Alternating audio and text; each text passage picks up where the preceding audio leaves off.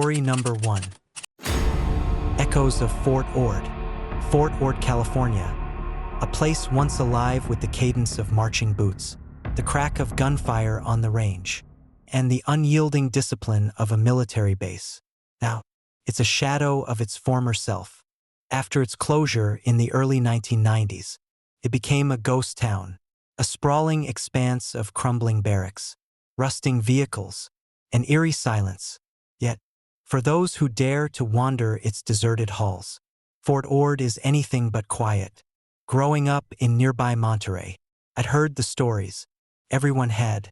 The nighttime gunshots, the distant cries, the fleeting shadows of soldiers still wearing uniforms from wars long past. It was local folklore, the kind of thing teenagers dared each other to investigate on Halloween. I never believed any of it, until I found myself inside Fort Ord on a cold December night. It started with a simple idea: write an article about the ghost stories of Fort Ord for a small local publication. I was a freelance journalist at the time, desperate for a story that would stand out. The assignment seemed straightforward: spend a night at the fort, document my experiences, and write it up as a blend of history and legend. Easy enough. I arrived just before sunset, the sky a bruised purple as the last rays of light bled over the horizon.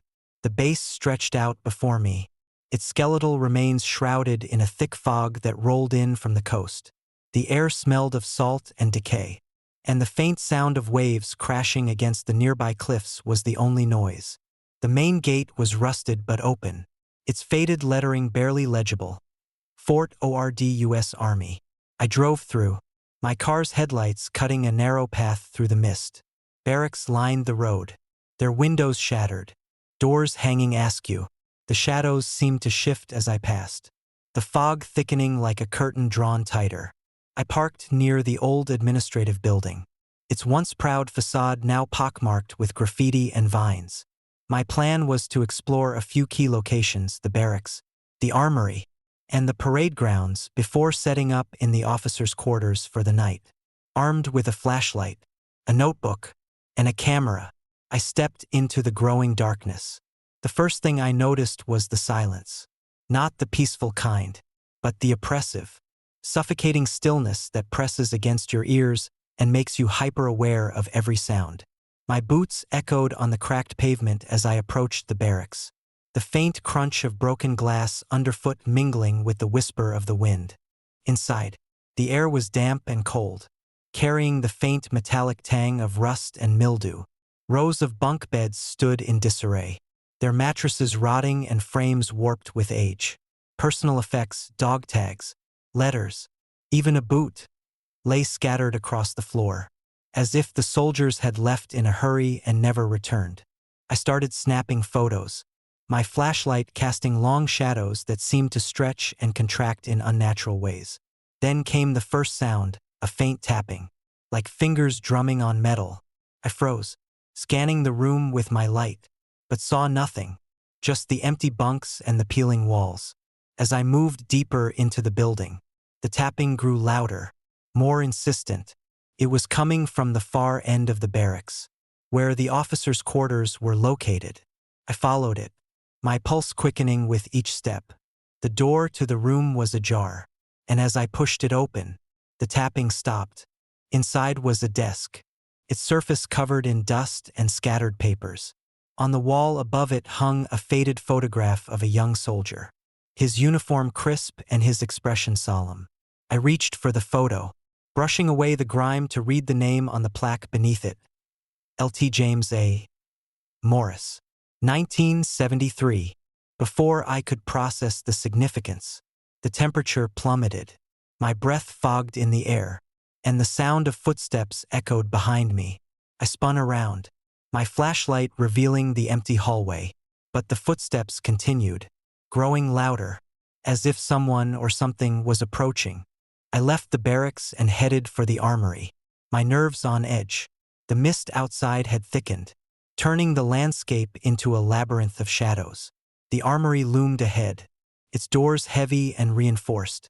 One of them was ajar, creaking softly in the wind. Inside, rows of empty weapon racks stretched into the darkness. The faint smell of gun oil lingered, a ghostly remnant of the past. As I explored, I couldn't shake the feeling of being watched. The sensation grew stronger near the back of the building, where a steel door led to the underground storage rooms. Against my better judgment, I descended the narrow staircase, the air growing colder with each step. The basement was pitch black, my flashlight barely illuminating the damp, concrete walls. At the far end of the room, I saw it, a single locker, its door slightly open. I approached cautiously, the silence so absolute that I could hear my own heartbeat. As I reached for the locker, a deafening bang shattered the stillness, followed by the unmistakable sound of gunfire. The echoes ricocheted off the walls, and for a moment, I could smell gunpowder, sharp and acrid. I fled the armory, my mind racing. The gunfire had sounded so real, yet I was the only one there, or so I thought. The final stop was the parade grounds. The fog had lifted slightly, revealing the desolate expanse of cracked asphalt where soldiers once drilled. The moon hung low, casting an eerie glow over the area. As I stood there, a faint sound reached my ears, a low murmur, like voices carried on the wind. The murmurs grew louder, resolving into distinct words, commands, shouts, the cadence of soldiers marching in unison. I turned, and for a brief moment, I saw them, dozens of figures, their uniforms faded and torn, their faces pale and expressionless. They marched across the parade grounds, their movements stiff and mechanical, before fading into the mist. I spent the rest of the night in the officers' quarters. Though sleep was impossible, the sounds of footsteps and faint whispers persisted, accompanied by the occasional bang of a distant door slamming shut. When dawn finally broke, I left Fort Ord vowing never to return. I submitted my article, omitting the more surreal details, and it was well received. But the experience left a mark on me, a lingering unease that I can't shake. Fort Ord is more than a relic of the past. It's a place where time and reality seem to blur, where the echoes of history refuse to be silenced. Even now, when the wind howls through the trees or a door slams in the distance, I'm reminded of that night, and sometimes, in the dead of winter, I dream of Fort Ord, of the soldiers who never left, their whispers calling out from the shadows, their footsteps still marching through the halls of a place that time forgot. Story number 2. Whispers of Hashima Island. The locals call it Gunkanjima, or Battleship Island, a nickname born from its silhouette, a fortress-like structure rising defiantly from the waves off the coast of Nagasaki. Officially, it's Hashima Island, once the crown jewel of Japan's coal industry. Now, it's nothing more than a decaying husk, a ghost town surrounded by endless water. But the stories that linger there, the whispers of what happened beneath its crumbling concrete, are what truly haunt this place. I'd heard about Hashima for years, as a journalist covering abandoned places and their dark histories. It had always been on my list. The photographs of the island, its skeletal high-rises, rusted staircases, and shattered windows called to me like a siren's song. But it wasn't just the visuals. It was the stories of forced laborers worked to death in the mines, of suicides from the roofs of its monolithic buildings, and of shadows that still wandered the island's narrow corridors. When the opportunity came to visit, couldn't resist. A local tour operator, intrigued by my work, agreed to sneak me onto the restricted island after dark. "Be careful," he said, handing me a flashlight before we departed. Hashima is not a place that likes visitors. The journey by boat was rough, the waves crashing against the hull as if trying to keep us away. The island loomed closer, its silhouette sharp against the darkening sky. Up close, it was even more imposing, a labyrinth of abandoned buildings rising from the sea like jagged teeth. As we docked at the edge of the island, the tour operator looked at me with a mix of pity and caution. "I'll be back at dawn," he said. "Don't be late." With that, he left, and I was alone. The first thing that struck me was the silence. Not the peaceful kind, but a hollow, suffocating quiet that seemed to absorb every sound. The air was heavy with the scent of salt and decay, and the ground beneath my boots felt unstable, as if the island itself were trying to shift me off its surface. I wandered through the narrow alleys, my flashlight casting long shadows on the crumbling walls. The buildings were in various stages of collapse, their steel frames exposed like bones beneath rotting flesh. Personal items, shoes, utensils, faded photographs littered the floors, remnants of lives abandoned in haste. As I moved deeper into the island, I felt it, the weight of something unseen pressing against me, watching me. It wasn't just the eerie architecture or the knowledge of the island's grim history. It was a presence, tangible and oppressive, that seemed to lurk just beyond the reach of my light. The first sound came from above, a faint, rhythmic tapping, like footsteps on concrete. I stopped, shining my flashlight toward the nearest staircase. But it was empty. The tapping continued, growing louder, echoing through the narrow corridors. My breath quickened as I climbed the stairs, the sound leading me higher and higher. On the 5th floor, the footsteps stopped. The air was colder here, my breath visible in the damp, stagnant air. I stepped into what appeared to be an old dormitory, the walls lined with broken beds and rusted lockers. And then I saw it, a shadow, fleeting but unmistakable, darting across the far end of the room. "Hello," I called out, my voice trembling. The echo that answered me was wrong, distorted, like it came from underwater. The stories of Hashima's ghosts began to surface in my mind. During the war, Korean and Chinese laborers were brought here against their will, forced to mine coal in unimaginable conditions. Many never left. Some were buried where they fell, their bodies crushed under collapsing tunnels. Others, desperate to escape, threw themselves into the sea, their broken bodies washing ashore days later. The island wasn't just abandoned, it was haunted by its past, and now it felt as if those who had died here were reaching out, desperate to be remembered. I moved to the next building, an old apartment block whose walls were streaked with moss and graffiti. Inside, the air felt heavier, the silence oppressive. As I climbed the staircase, the temperature dropped again, and a faint whispering began to fill the space. At first, it was unintelligible, just the rustle of wind through broken windows. But as I ascended, the whispers grew clearer. "Leave! Help us! They're watching!" The voices overlapped, disjointed and pleading. I reached the top floor, my flashlight flickering as if struggling against the darkness. The room at the end of the hall drew me in, its door hanging off its hinges. Inside, I found a shrine of sorts, a pile of old mining tools, rusted helmets, and photographs of men whose faces were smudged with soot and despair. Suddenly, the whispers stopped, replaced by a low, guttural growl. I turned, and there they were, shadows, darker than the surrounding darkness, standing in the doorway. Their forms were human, but their movements were jerky, unnatural, as if they were being controlled by strings. My flashlight died, plunging me into blackness.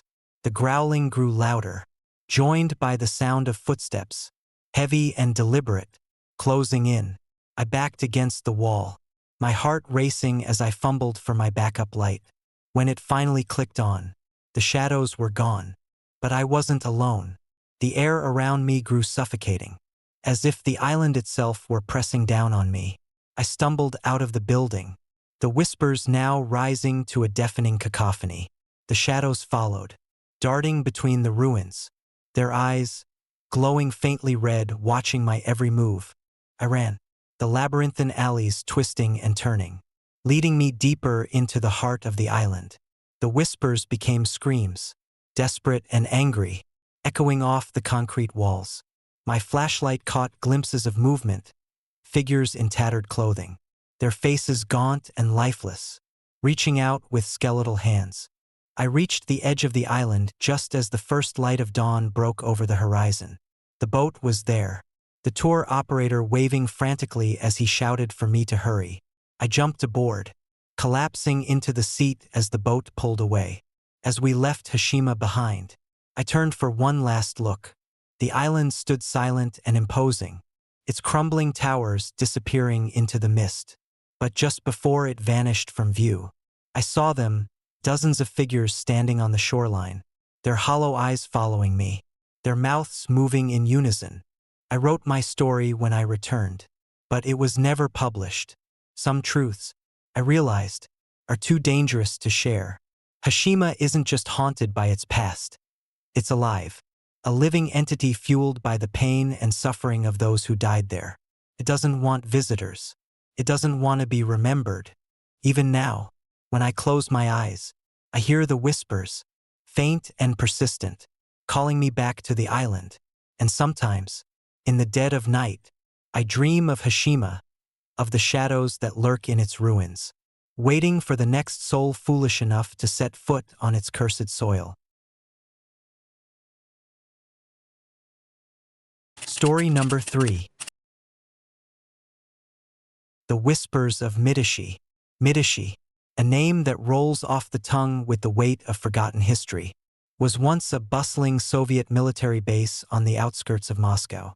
Now, it's a ruin, a relic of the Cold War era where concrete walls crumble under the weight of time and neglect. For decades, it's been the playground of urban explorers, graffiti artists, and thrill seekers. But those who venture too deep into its labyrinthine corridors often return with stories that sound more like nightmares. I'd heard about Medici for years, as a journalist with a penchant for the strange and unexplained. It was exactly the kind of place I couldn't resist. Whispers of strange symbols scrawled on the walls, rumors of a cult that used the base for their dark rituals, and reports of shadowy figures lurking in the gloom.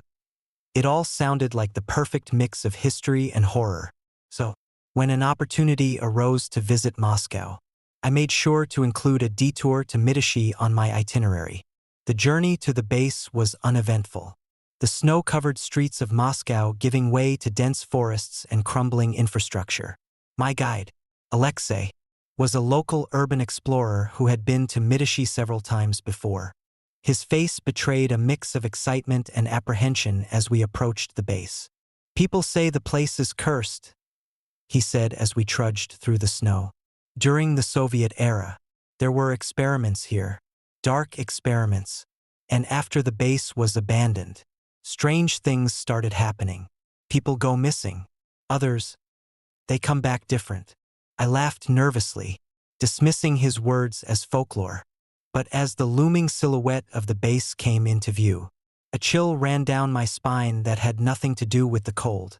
The main entrance was a gaping hole where a steel door had once been, rusted hinges hanging like broken limbs. Inside, the air was damp and heavy, carrying the faint scent of mildew and decay. Our footsteps echoed eerily as we moved through the empty corridors, our flashlights casting long shadows on the cracked walls.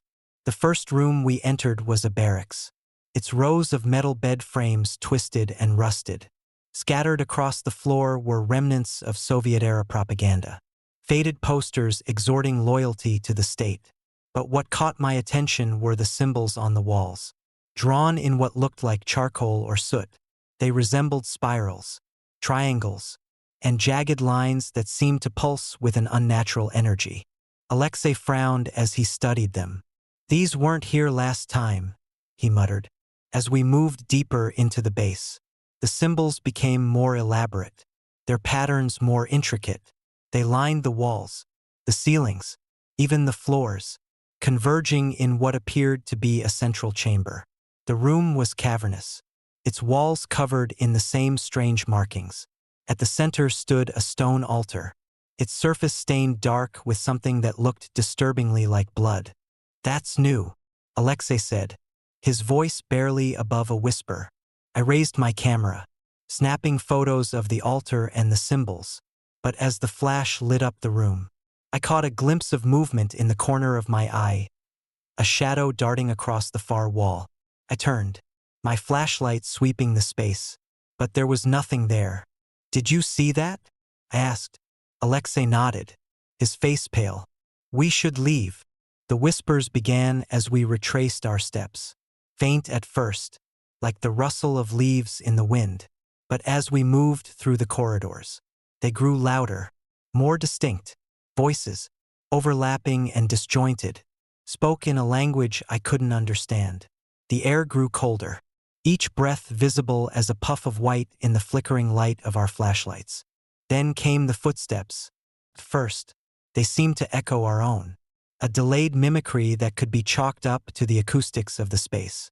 But soon it became clear that they were following us, growing louder and faster as we quickened our pace. I glanced back, expecting to see someone, or something, lurking in the shadows. But the corridor behind us was empty. "Don't look back," Alexei said, his voice trembling. "Just keep moving." We reached the main corridor, the exit just ahead. When the lights on our flashlights began to flicker, the whispers turned to a low hum, vibrating through the walls, the floor, even the air itself. And then, as if summoned by the sound, the shadows came.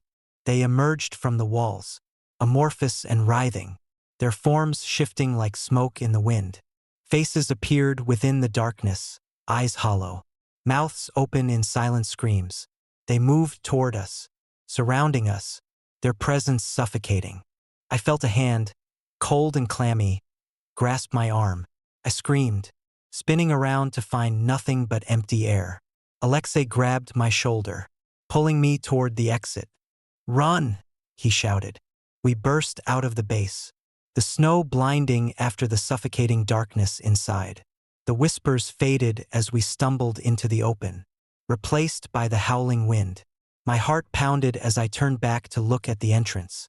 For a moment, I thought I saw them, figures standing just beyond the threshold, their eyes glowing faintly in the gloom. But when I blinked, they were gone. Alexei refused to speak during the drive back to Moscow, his hands gripping the wheel so tightly his knuckles turned white. When I pressed him for answers, he shook his head. "They don't want us there," he said finally. "Whatever they are, they belong to that place, and they don't want to be disturbed." I wrote my article when I returned home, careful to present the story as a blend of fact and folklore.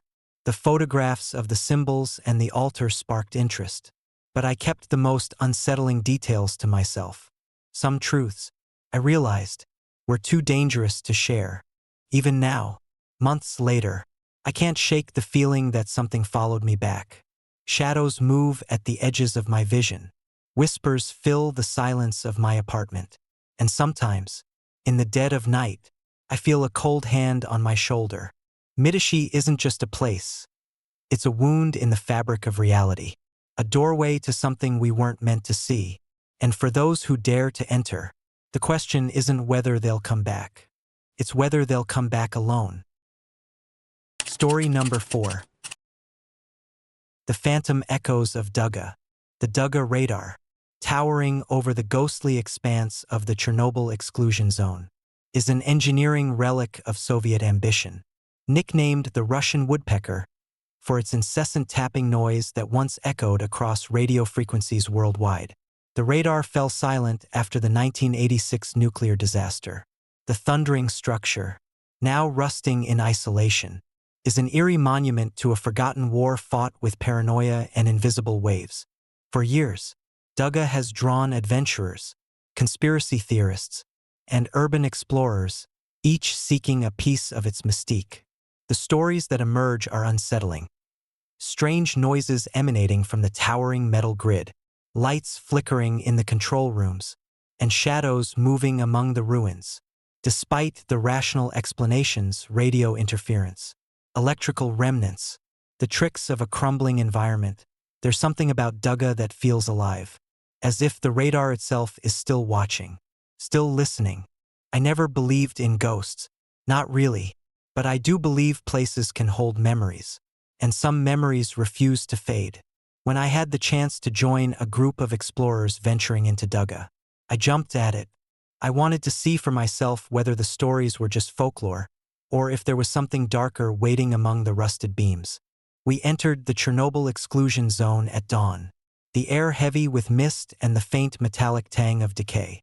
Our guide, a grizzled Ukrainian named Sergei, was a former engineer who had worked near the site before the meltdown. His knowledge of the area was encyclopedic, but his demeanor was guarded, as if the zone itself demanded reverence. The journey to Duga was surreal. Trees sprouted through cracked asphalt, their skeletal branches clawing at the overcast sky. Abandoned buildings loomed like forgotten giants, their windows shattered and their walls adorned with peeling Soviet propaganda. The silence was oppressive, broken only by the crunch of our boots and the occasional distant cry of a bird. And then, through the fog, it appeared, the Duga radar. The structure was colossal, its rusting latticework stretching impossibly high into the sky. Even in its decay, it radiated power, as if it could still send signals across continents and pierce the veil of secrecy that once surrounded it. We stopped at the base, staring up in awe. Sergei crossed himself, muttering a prayer under his breath. The interior of the radar station was worse than I'd imagined. The walls were covered in graffiti, some crude, some intricate, and others that made my skin crawl. Symbols I didn't recognize were scrawled in black and red, their jagged lines resembling radio waves. The air inside was stale, and the faint scent of ozone clung to everything, like the aftermath of a lightning strike. We split into pairs, each group tasked with exploring a different part of the facility. My partner, Elena, was a photographer who had spent years documenting abandoned places. Her calm demeanor helped steady my nerves as we navigated the labyrinth of corridors and stairwells. As we ascended the radar's central tower, the first sound came, a faint tapping, rhythmic and deliberate, echoing through the empty space. I stopped, straining to hear it over the pounding of my heart. "Do you hear that?" I asked. Elena nodded, her face pale. "It's the woodpecker," she whispered. "It can't be, but it is." We pressed on, the tapping growing louder with each step. By the time we reached the control room, it was deafening, reverberating through the walls and the steel beams. The room was a chaotic mess of overturned chairs, shattered screens, and broken equipment. Yet, in the corner, a single console flickered with faint green light. "That's impossible," Elena said, her voice trembling. I approached the console, the hairs on my neck standing on end. The screen displayed rows of numbers, scrolling endlessly. They made no sense, coordinates, perhaps, or a code. But it wasn't just the screen. The room itself felt alive, as if the air thrummed with unseen energy. Then the lights flickered, plunging us into darkness. When the emergency lights came on, the room was empty. Elena was gone. I called her name, my voice echoing in the cavernous space. The tapping had stopped, replaced by a low hum that seemed to emanate from the walls. I grabbed my flashlight, scanning the room, and caught movement in the corner of my eye, a shadow darting just beyond the beam. "Elena!" I shouted, my voice cracking. The hum grew louder, morphing into a series of distorted voices. They spoke in Russian, their words overlapping in a chaotic symphony. I couldn't understand them, but the tone was clear: anger, desperation, fear. I stumbled out of the control room, my flashlight flickering as I navigated the darkened corridors. The voices followed, growing louder, more insistent. Shadows danced on the walls, their shapes contorted and inhuman. The air grew colder, my breath visible in the beam of light. And then I saw her. Elena stood at the end of the corridor, her back to me. She was motionless, her head tilted slightly, as if listening to something I couldn't hear. I called her name again, but she didn't respond. As I approached, I noticed the symbols on the walls glowing faintly, pulsing in rhythm with the voices. "Elena, we have to go," I said, reaching for her shoulder. She turned, and my blood ran cold. Her eyes were vacant, her face pale and expressionless. She opened her mouth to speak, but the voice that emerged wasn't hers. "Leave." The word echoed through the corridor, louder than it should have been, reverberating in my chest. I stumbled back, tripping over debris, and when I looked up, she was gone. I don't remember much of the escape. The shadows chased me through the corridors, their whispers turning into guttural growls. By the time I emerged into the open air, Sergei and the others were waiting, their faces pale with fear. "We're leaving," Sergei said, his tone leaving no room for argument. As the truck rumbled away from the radar, I turned for one last look. The Duga Tower loomed in the distance, the silhouette stark against the gray sky. For a moment, I thought I saw lights flickering on its latticework. But then the mist swallowed it whole. I never saw Elena again. The others said she must have found another way out. But I knew better. Something in that place had taken her, just as it had taken countless others before. I tried to write about what happened, but the words wouldn't come. Even now, I hear the tapping sometimes, faint but insistent, as if the radar is still transmitting its ghostly signal. I see the shadows in my dreams, feel the cold air of the corridors, and hear the voices whispering in a language I can't understand. Duga isn't just a relic of the past. It's alive, feeding on the energy of those who dare to enter, and it's waiting, sending its phantom signals into the void, calling for the next soul foolish enough to answer. Story number 5. The Shadows of Plum Island. Plum Island, a small spit of land off the coast of New York, has always been shrouded in secrecy. Officially, it was home to the Plum Island Animal Disease Center, a facility dedicated to studying and preventing livestock epidemics. Unofficially, it was a place where whispers of bioweapons research and government cover-ups thrived, fueling rumors of failed experiments and unnatural creatures lurking in its forests. For decades, the island was off-limits to the public, its waters patrolled by armed guards. When the facility closed and access restrictions were eased, urban explorers and conspiracy theorists descended upon it, hoping to uncover the truth. Some came back with stories of abandoned labs filled with strange equipment. Others spoke of unnatural shapes moving through the trees, watching them from the shadows. I'd always dismissed the tales as sensationalism, the kind of folklore that clings to places steeped in mystery. But when I had the chance to visit Plum Island as part of a documentary crew, couldn't resist. It was a once-in-a-lifetime opportunity to explore a place that had captured the imaginations and fears of so many. The boat ride to Plum Island was uneventful, the calm waters belying the tension that gripped our small crew. There were 5 of us: myself, the director, a cameraman, and 2 local guides who had been to the island before.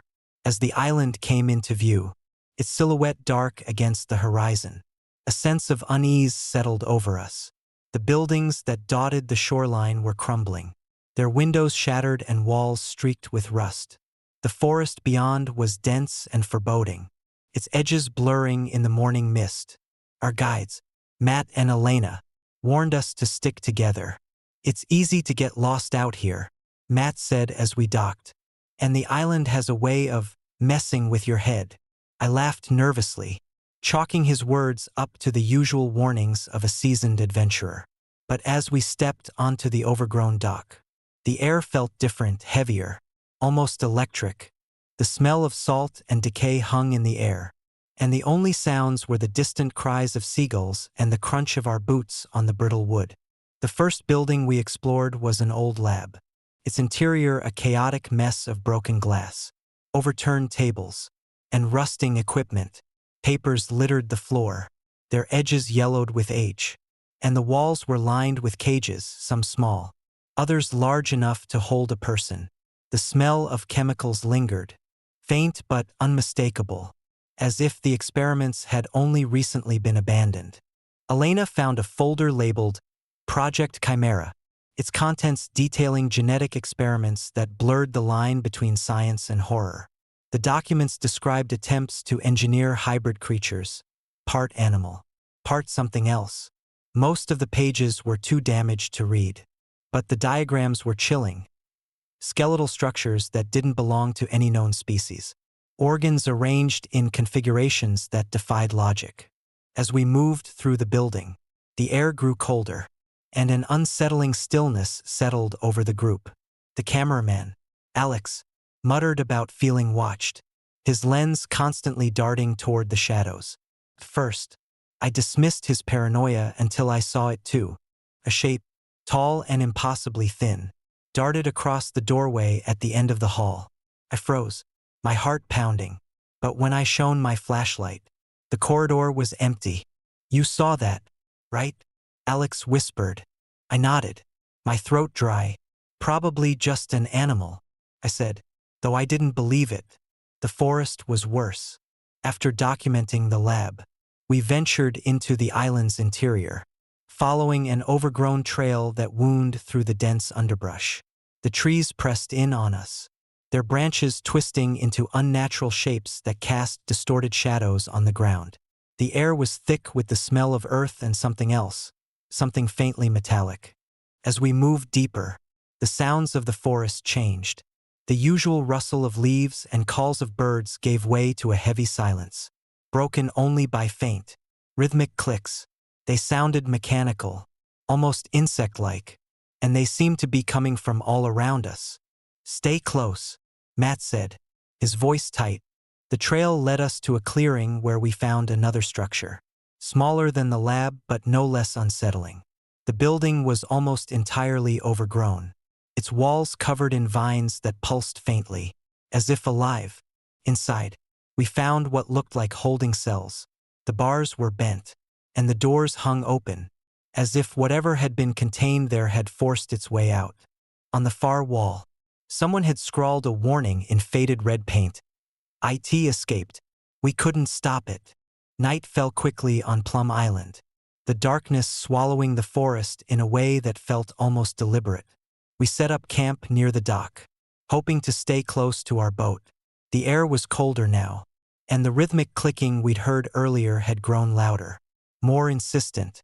As we sat around the campfire, the forest came alive with sounds, crunching leaves, snapping branches, and the faint rustle of something large moving through the underbrush. The firelight cast flickering shadows on the trees, and more than once, I thought I saw movement just beyond its glow. "Did you hear that?" Elena asked, her voice barely above a whisper. We all fell silent, straining to listen. The clicking was louder now, closer, and it was joined by a low, guttural growl. The sound sent a chill down my spine, and I reached for the flashlight, its beam slicing through the darkness. Something moved, a shape, hunched and grotesque, darted between the trees. It was fast, too fast for any human, and its outline was wrong. Its limbs were too long, its posture twisted, and its eyes, they glowed faintly, reflecting the light like a predator's. "Get to the boat," Matt said, his voice sharp with fear. We grabbed our gear and ran, the forest erupting around us as the creature gave chase. The clicking was deafening now, punctuated by guttural snarls and the sound of heavy footfalls. The trees seemed to close in, their branches clawing at our clothes as we stumbled toward the dock. We made it to the boat, the engine roaring to life just as the creature emerged from the treeline.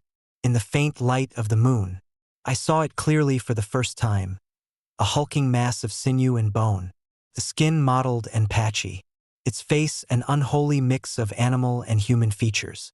It let out a piercing scream, a sound that seemed to reverberate through my very bones. And then it was gone, swallowed by the darkness. We didn't speak on the ride back to the mainland, each of us too shaken to process what we'd seen. The footage Alex captured was grainy and unclear, but it was enough to convince me that Plum Island's secrets were far darker than I'd ever imagined. Even now, I can't shake the feeling that something followed us back. The clicking haunts my dreams, and sometimes, late at night, I think I hear it outside my window, a faint, rhythmic sound, like a reminder that Plum Island isn't finished with me yet.